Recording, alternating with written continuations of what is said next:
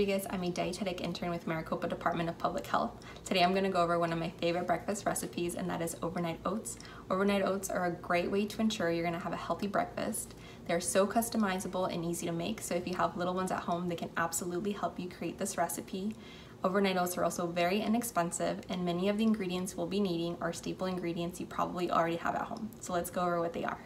So for this recipe, we will be needing 1 cup of rolled oats, 1 cup of low-fat milk, and 1/2 teaspoon of honey. Remember to always wash your hands before handling, preparing, or eating, and don't forget to also wash surfaces, cutting boards, dishes, and cooking utensils when preparing food. Oats are a great source for many nutrients, including B vitamins and minerals such as iron and magnesium. Oats also contain fibers, which can help support a healthy digestion. They help regulate bowel movements and help you feel fuller with fewer calories. The amount of grains each person needs can vary between 3 and 8 ounces each day. This recipe will provide you with 4 ounces of whole grains per serving. We will also need 1 cup of low-fat milk. Milk provides calcium, potassium, vitamin D, and protein. It is recommended to use low-fat milk to help lower the amount of saturated fat. In this recipe, you can use a plant-based option such as almond or soy. Many plant-based options are fortified, so make sure to look at the nutrition label. Next, we will add 1.5 teaspoons of honey. It's important to keep in mind that honey should not be served to infants under 1 year old. So those 3 ingredients are pretty much the base for any overnight oat recipe. The total price for these ingredients was less than $10 and will provide about 16 servings. The price for each serving is less than 75 cents.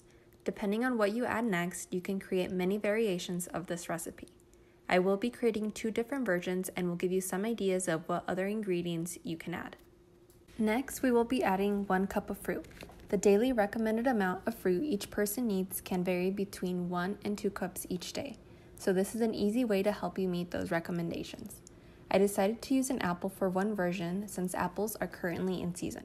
Local seasonal produce is at its peak flavor and is generally more abundant, so it's sold at a lower price and is environmentally friendly. Shopping seasonally can also be a fun way to create different variations of this recipe depending on what you can get locally in any given season. You can find this Arizona harvest calendar on our AZ Health website. And if you need to dice any fruit like I did, make sure your cutting board is secure. You can do this by placing a damp paper towel underneath the cutting board. If the fruit you would like to add isn't currently in season or it doesn't fit in your budget, consider purchasing it in frozen or canned. For my second version of this recipe, I decided to go with frozen mixed berries. The Academy of Nutrition and Dietetics says frozen, canned, or dried fruits and vegetables can be an alternative to fresh and may be more budget-friendly. When shopping, look for key phrases such as packed in its own juices, packed in 100% juice, unsweetened, no added sugar, no salt added, reduced sodium. Another tip is to avoid any dents, bulges, cracks, or leaks. Examples of additional items you can add include nuts, cinnamon, coconut flakes, chia seeds, granola, vanilla, and dried or fresh fruit. This can be a great way to play around with the different textures and flavors to see what you prefer. It's also a great way to add additional nutrients. Once you have all the ingredients in the bowl, you can mix them together and place about a 1/2 cup in the containers you would like to use. I like to use glass containers whenever possible. While some can be a little more expensive, glass containers last longer, are easier to clean, and are a better long-term investment. And when it does come time to retire your glass containers, they're easier to recycle than their plastic counterparts, so you can rest easy knowing you're still being eco-friendly.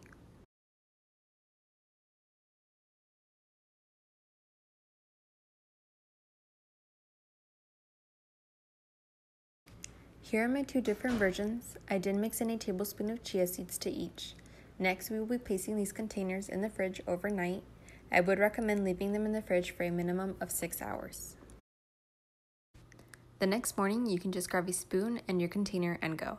I personally like to wait until the next morning to add nuts just because I prefer that texture.